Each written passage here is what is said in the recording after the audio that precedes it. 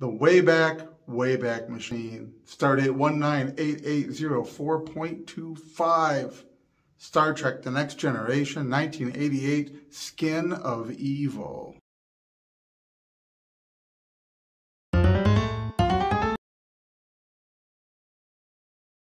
Skin of Evil is one of the greatest things to happen in the run of Star Trek The Next Generation, in my humble opinion.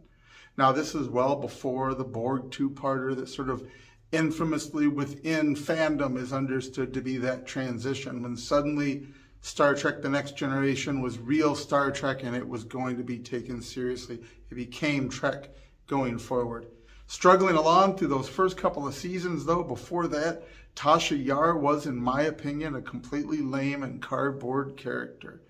If you're trying to project that in the future women can be security officers and still be women, you fail with Tasha Yar in a huge way, whose androgynous demeanor is only topped by her haircut. She doesn't even look feminine in the infamous episode where she engages in android antics that will go unparalleled until Dr. Crusher meets a space ghost. But more important than even that, her character is just uninteresting. They did not spend any time really delving into it. We get far more information about her character after she has been written out. This is the consequence of being part of an ensemble cast. How long did it take Nichelle Nichols to get any sort of major part in, and yet leaving because she's disgruntled? Denise Crosby no longer wanted to be in it. When she finally, comes back pleading for a job and gets a job as Sela, this worked out better. She's better in that role, and it worked out much better for the lore. It was a little bit obvious to make Worf the security chief, which was something I felt they were trying to avoid when they first put him in the crew, but didn't really give him a very specific task other than hanging around on the bridge doing whatever needed to be done. Making your security guy your only Klingon into your security dude was a little bit but there you go. It was really good to get rid of Tasha Yar, I felt. What it did do before the two-parter with the Borg, it started to give Trek The Next Generation a feeling of seriousness. Though I didn't know anyone that was sad to see Tasha go, it was interesting that they spent so much time both on resolving the episode before they took time to mourn, and then doing an actual little funeral for her that made it just really, it worked out quite well for the storytelling. Now, that aside, it has always felt kind of lame that she was killed by Aramis, the evil oil slick, the skin of evil. And he's not well developed. Oh, we get a lot of psychobabble between him and Troy, and it ends up being a very good Counselor Troy episode in that respect, and there's a little more life and death tension in the sadism of the creature. But his actual origin story is not really delved into. We don't really get a clear picture. This sort of, it ends up being this huge metaphor that some other creatures abandoned him. He was like a part of them. They separated.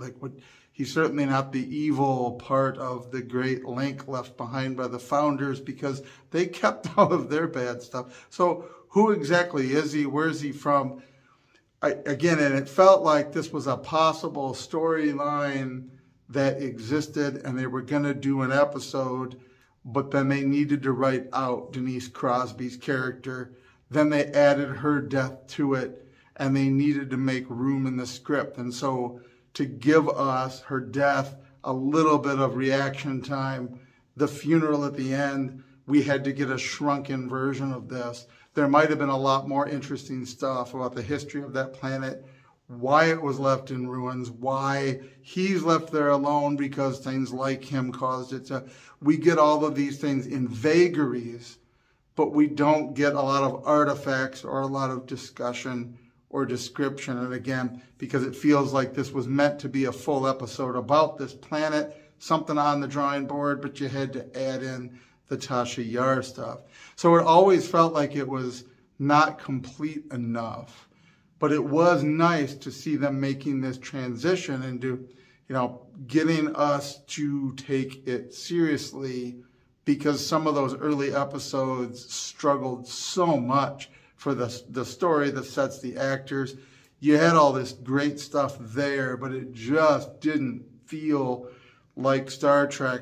Growing up a lifelong Trekker, I just kind of wanted it to explode and to be rebooted. I was desperate for more Trek, but I just didn't like it.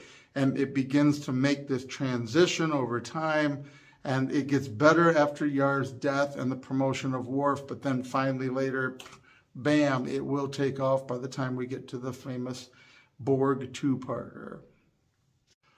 So in the long run, Skin of Evil has this important role in the history of the franchise. It would have been nice to learn more about it. Maybe there's a novel out there that was written that relates to it that I don't even know about. There's so much being produced, or that has been produced for Star Trek.